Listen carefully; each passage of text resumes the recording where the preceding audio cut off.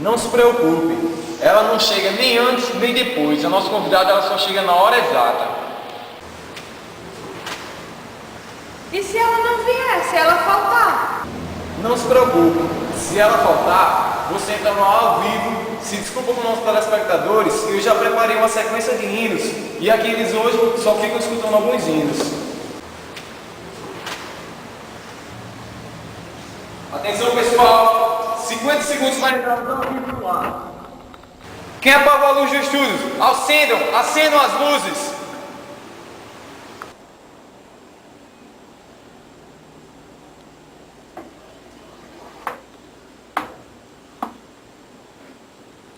Fui eu quem apagou as luzes.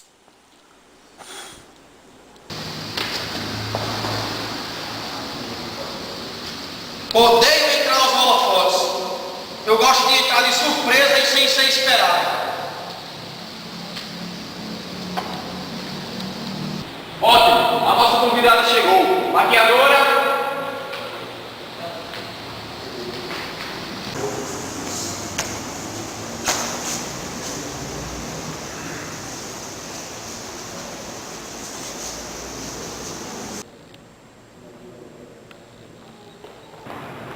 Ok, pessoal, entraremos ao vivo em 5, 4, 3, 2, 1, ao vivo. Boa noite, senhoras e senhores. Estamos começando ao vivo mais um TV Missão. Hoje entrevistaremos a morte, a mais teimosa e invisível manifestação da impotência humana. Boa noite. Boa noite para todos. Quem é você? Sou amante do pecado. Não entendo. Deus não incluiu em seus planos na criação do homem. O pecado foi o cavalo de Troia para me introduzir na criação de Deus. Desde quando? Ora, desde a queda. O que você chama de queda? A besteira que o homem cometeu lá no Jardim do Éden. A ingestão do fruto da árvore do conhecimento do bem e do mal? Não. Então o que foi? Foi o que o homem fez antes da ingestão do fruto do conhecimento do bem e do mal. A arrogância do seu coração de querer ser igual a Deus e a subsequente desobediência. Quer dizer que você é tão velha quanto o homem? Respondo com a Bíblia. O pecado entrou no mundo através de um só homem e o pecado trouxe a morte. O que você pretende? Meu propósito tem sido provocar a cessação definitiva de todos os atos cujo conjunto constitui a vida dos seres organizados. Isto é, a desintegração somatopsíquica que reduz o corpo ao estado de putrefação, ao esqueleto e por fim ao pó. Porque todos hão de voltar ao pó, sem exceções. E você se gloria disso? Eu me glorio de ser a mais teimosa e iniludível manifestação da impotência humana. Sem exceções. Não admito exceções. Sou um fenômeno universal. Veja como termina o primeiro livro da sua Bíblia, que narra a criação das coisas e o início da vida. E morreu José da idade de 110 anos, e o embalsamaram e o colocaram no caixão no Egito. Quer dizer que ninguém escapa da sua fúria? Respondo mais uma vez com a sua Bíblia. Assim como ninguém pode segurar o vento nem dominá-lo, assim também não há como dominar a morte nem deixá-la para outro dia. E o pregador ainda acrescenta: a morte é uma batalha que todos hão de enfrentar e não há como escapar dela. Você concorda com a afirmativa de Salomão de que os vivos sabem que hão de morrer? No fundo, todos sabem, mas muitos gostam de se enganar e vivem a vida como se nunca fossem morrer. Não é também o seu caso? Tapar o sol com a peneira é um expediente antigo e válido. É como o placebo. Tem ideia de quantas vítimas você faz por hora? Seria preciso contar. Todavia, anota no teu papel aí, 1.400 mortes por hora ao redor do mundo. Parece que este número era bem maior há 30 anos atrás. Na década de 80, eu matava 4.500 pessoas por hora, 3 vezes mais. O que está acontecendo? A expectativa de vida ao nascer está aumentando e isso é um problema. Por exemplo, em 1990, a expectativa de vida dos japoneses era de 75 anos e após 5 anos subiu para 80. Já aqui no Brasil, onde eu estou sendo entrevistada, nesse mesmo período a expectativa de vida subiu de 65 para 70. Você vê o avanço da medicina e a melhoria da qualidade de vida como uma ameaça? Não recebo ameaças de ninguém. Registre isso aí, meu filho. Tenho sido campeão invicta de todos os tempos.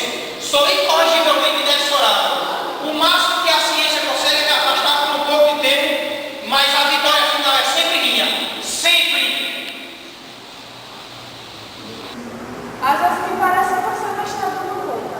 Pelas minhas informações, o saldo entre os que nascem e os que morrem é enorme, na ordem de 9.309 habitantes do planeta por hora.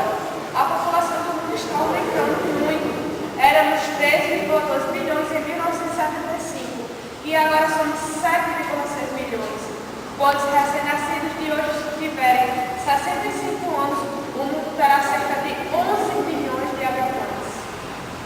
Eu não ligo para essas cronologias nem para essas expectativas de vida. Não obstante, a vida humana continua sob o meu domínio. É muita precisão. E eu não vou me desculpar por isso. Lamento-se por aí que você entra sem ser convidada. Não avisa quando vem, mete-se em ambientes reservados. Você está querendo citar o profeta Jeremias que falou ao meu respeito. A morte entrou pelas nossas janelas, invadiu nossas casas e entrou em nossos palácios. Arrancou de nossas casas as crianças e exterminou das praças os nossos jovens. Sou o mesmo rude e também implacável. Um dos amigos de Jó me chamou com muito acerto de o rei dos terrores. Há alguma coisa mais amarga do que a morte? Mais amarga do que eu não creio. Apesar de que um dos sábios de Israel, que tinha muita implicância com mulheres adúlteras e prostitutas, disse uma vez que certo tipo de mulher é mais amarga do que a morte. Que mulher? A mulher cujos lábios são como favos de mel, porém suas mãos são como grilhões e cadeias, e que levam os jovens das praças para suas camas, e no início o que eles fazem é doce como mel, mas o final é amargo como absinto, porque esse tipo de mulher é como uma espada afiada de 2 gumes. Ok. Intervalo, pessoal. 3 minutos para voltarmos ao vivo. Maquiadora.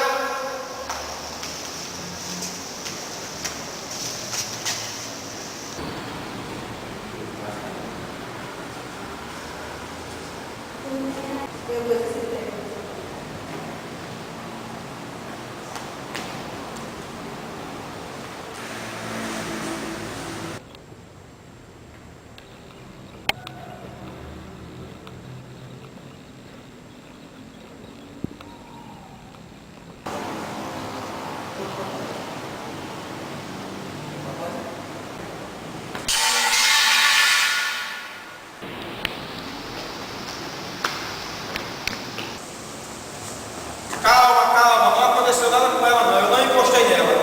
Não era a hora dela ainda não. Vamos tirar ela aqui, já está quase começando. Vamos.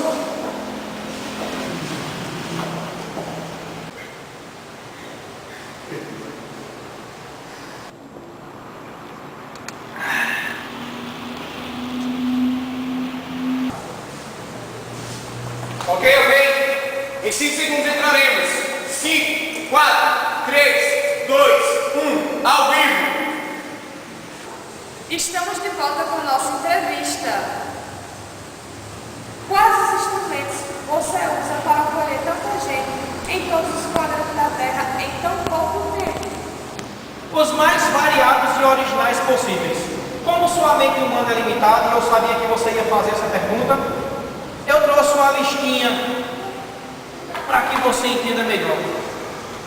Uma listinha talvez até incompleta. Primeiro, os flagelos naturais como abalos sísmicos, enchentes, furacões, secas.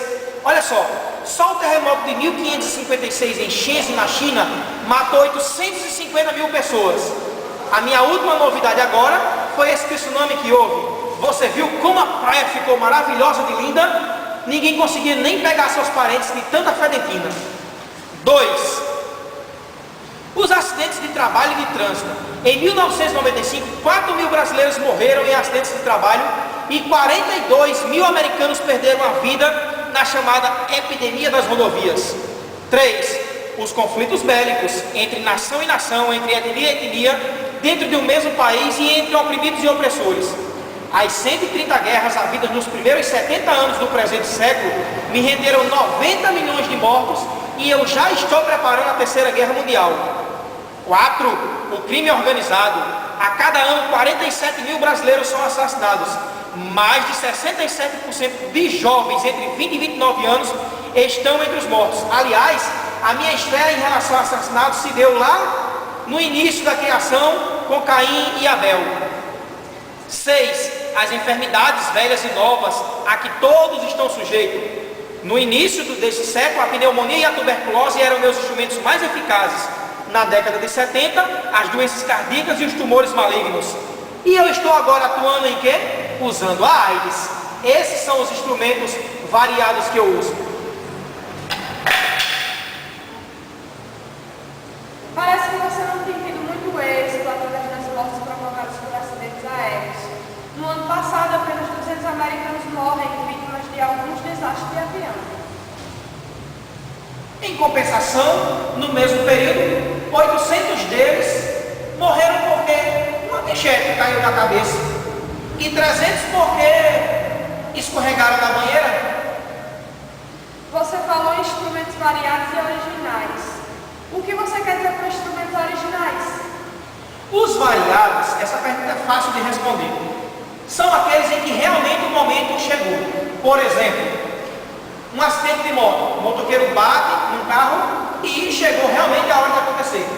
Mas os instrumentos originais são aqueles em que a pessoa não está na hora de falecer. Ela é induzida, e eu estou falando da pena capital imposta por alguns países. O que vocês chamam de pena de morte? Por exemplo, na China, no ano passado, mandaram executar 2.190 chineses, na Arábia Saudita 192 e nos Estados Unidos 56. Quer dizer, não era a hora deles morrerem por um acidente de moto, eles foram levados até mim. Pelas minhas informações, em Serra Leoa, 164 crianças em 1000 morrem antes de comemorar seu primeiro aniversário. Em Nigéria, 320 crianças em 1000 morrem antes de atingir a idade de 5 anos. Esta matança de inocentes não lhe causa repugnância? Não, de jeito nenhum. Não sou melhor que Herodes, que mandou exterminar em Belém todas as crianças de 2 anos para baixo do sexo masculino. Eu quero ser pior.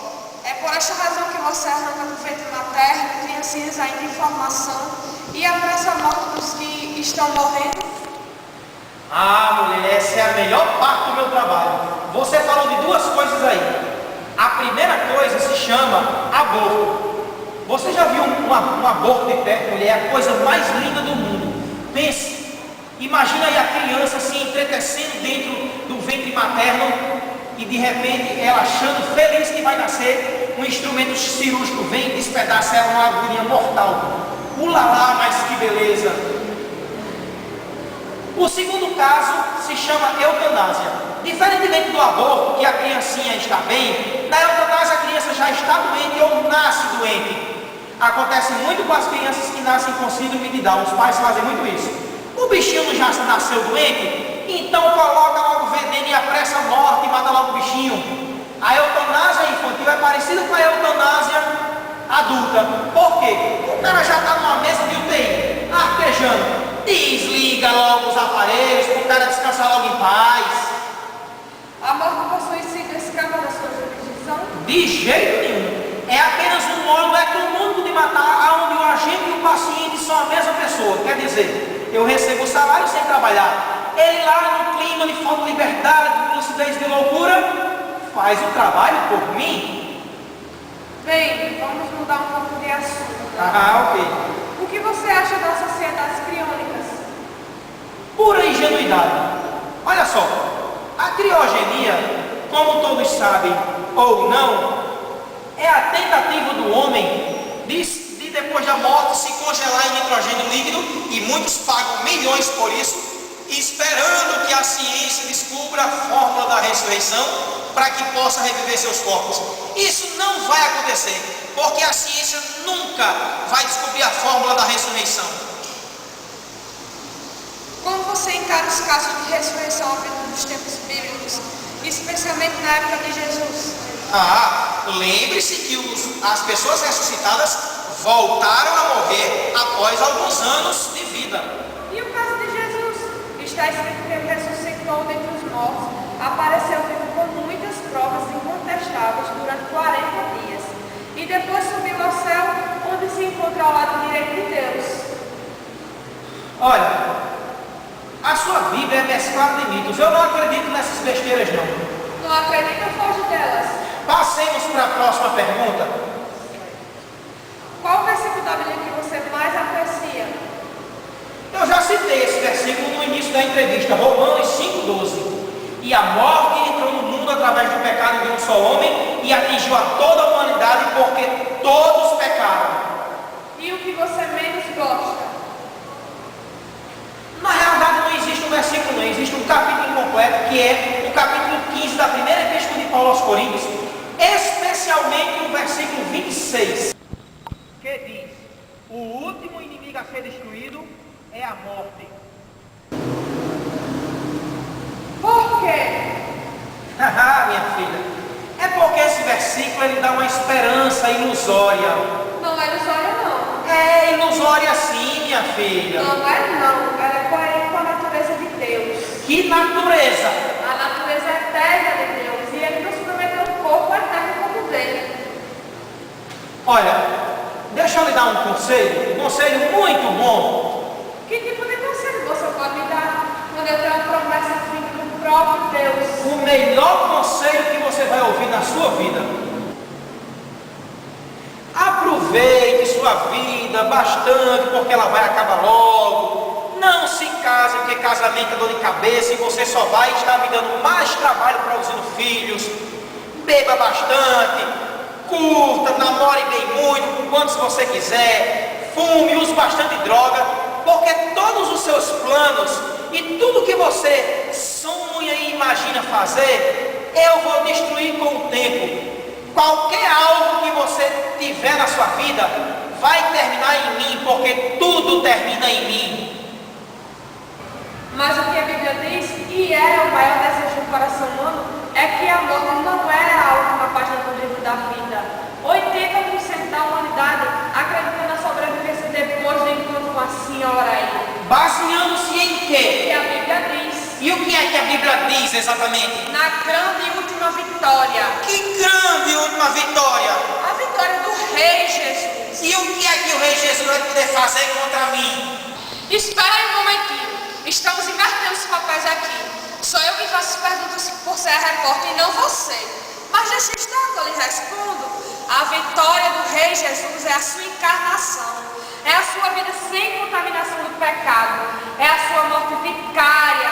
É a sua espetacular ressurreição ao terceiro dia. A vitória de Jesus é o véu do tempo rompido e alto abaixo que nos deu livre acesso a Deus. A vitória de Jesus é a possibilidade do perdão a todo aquele que se arrepende dos seus pecados e nele crê. A vitória de Jesus está nesta declaração dele mesmo. Eu sou a ressurreição e a vida.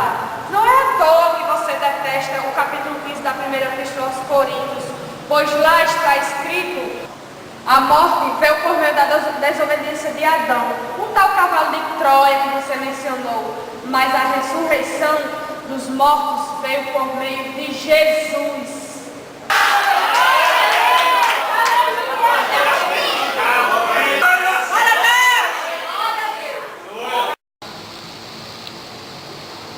Ô diretor, essa repórter atrevida está começando a me chatear. Eu não sei quem é mais chato, se ela ou se é esse povo gritando no meu pé no ouvido. Cala a boca vocês!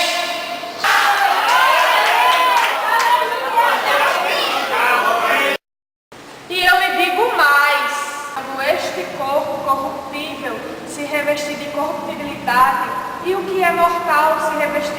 imortalidade, então se cumprirá a palavra que está escrita: tragada foi a morte pela vitória. Onde está a morte, a tua vitória? Onde está a morte, o teu aguilhão? Graças a Deus que nos deu vitória por intermédio do nosso Senhor Jesus Cristo. Você está falando da minha própria morte?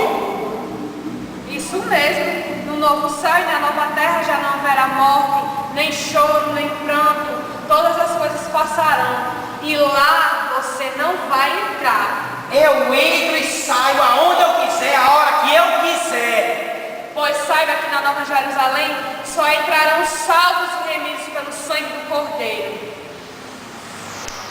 Se essas histórias de Nova Jerusalém, se essas histórias de carochinha com verdade, se é que isso existe. Existe sim, e é a nossa esperança. E digo mais, o meu alvo e de todos aqui não é você não, é Jesus Cristo.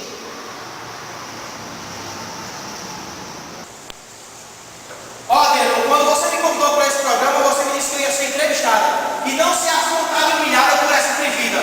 Mas deixa que a gente volta a conversar. Ou você acha que a gente não vai se encontrar outra vez para ter essa conversinha?